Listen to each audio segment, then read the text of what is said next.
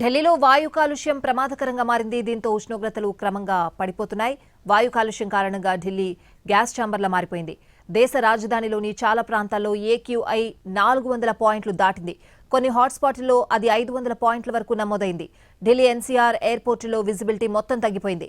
కాలుష్యం పెరగడంతో గ్రాఫ్ 4 చర్యలు అమలును కంటిన్యూ చేస్తోంది ప్రభుత్వం. ఢిల్లీలోని అన్ని స్కూళ్లలో హైబ్రిడ్ అంటే ఆన్లైన్ ఆఫ్లైన్ విధానంలో క్లాసులు నిర్వహించనున్నారు.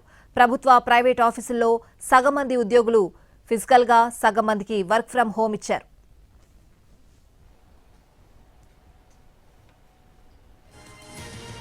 ఢిల్లీలో రిజిస్టర్ అయిన BS4 అంతకు ముందున్న డీజిల్ వాణిజ్య వాహనాల రాకపోకలపై కూడా నిషేధం కొనసాగుతోంది.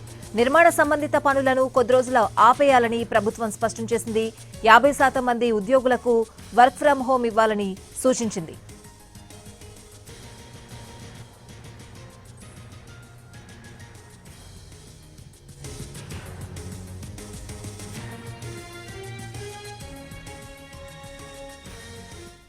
మరోవైపు వాయు కాలుష్యంతో ప్రజలు స్వచ్ఛమైన గాలి పీల్చుకోవడంలో కూడా కష్టంగా మారిపోయిన పరిస్థితులు. ప్రజలు గొంతు, తలనొప్పి, కళ్ల మంటలు, నిద్ర సరిగా పట్టకపోవడం వంటి సమస్యలతో తీవ్ర ఇబ్బందులు పడుతున్నారు.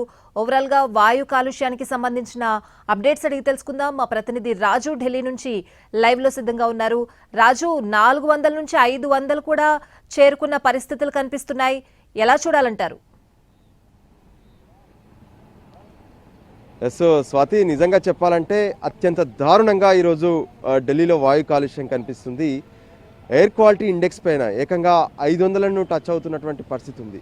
సో 500 అంటే ఇది ఆషామాషి కాదు. ఖచ్చితంగా ఇప్పుడు దేశ రాజధాని ఢిల్లీ గ్యాస్ ఛాంబరే అని చెప్పుకోవచ్చు. సో మనం ప్రస్తుతం కొన్ని విజువల్ చూస్తున్నాము. ఎంత దారుణంగా ఢిల్లీలో ఉందనేది స్పష్టంగా అర్థమవుతుంది. ఎందుకంటే ఎప్పుడూ కూడా కొంత 200-300 వరకు మాత్రమే కనిపించేటటువంటి ఈ వాయు కాలుష్యం ఇప్పుడు 500 చేరిందంటే ఎక్కడ కూడా విజిబిలిటీనే లేదు. అంటే మన కళ్ళెదురుగా సరిగ్గా 25 మీటర్ల వరకు మాత్రమే మనకు ఎదురుగా కనిపిస్తున్నటువంటి రోడ్డు. సో ఇక రన్వేల పరిస్థితి అయితే అత్యంత దారుణంగా ఉంది.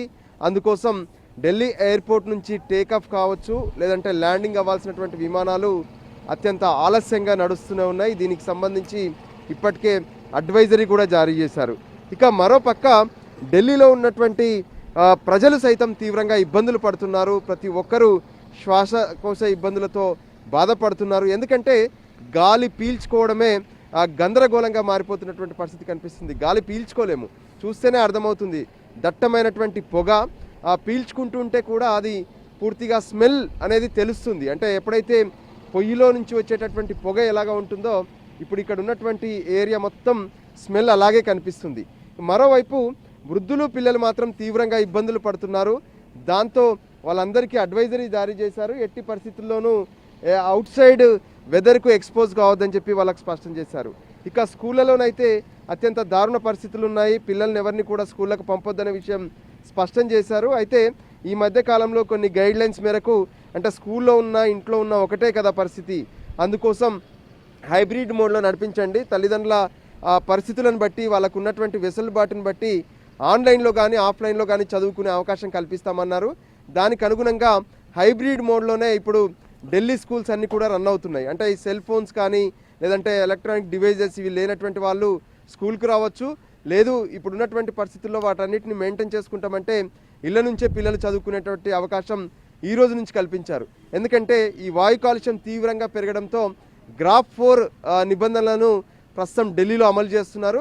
మరోపక్క ఢిల్లీలో ఉన్నటువంటి ప్రభుత్వ, ప్రైవేటు కార్యాలయాలకు కూడా ప్రత్యేకమైనటువంటి కార్యాచరణను అమలు చేయాలని చెప్పి ఆదేశించారు.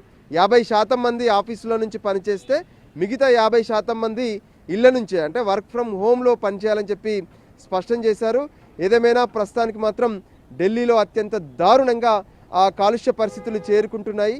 మరి ఇది ఎప్పటి వరకు కొనసాగుతాయి ఏంటి అనే దాని మీద ఇప్పటికే వాతావరణ నిపుణులు అంచనా వేస్తున్నారు. ఒకవైపు ఉష్ణోగ్రతలు తగ్గిపోతున్నాయి, మరోవైపు వాయు కాలుష్యం పెరుగుతుంది. దాంతో ఇక్కడ ఉన్నటువంటి జనం మాత్రం తీవ్ర ఇబ్బందులకు గురవుతున్నారు. Swathi. Right Raju, thanks for the updates.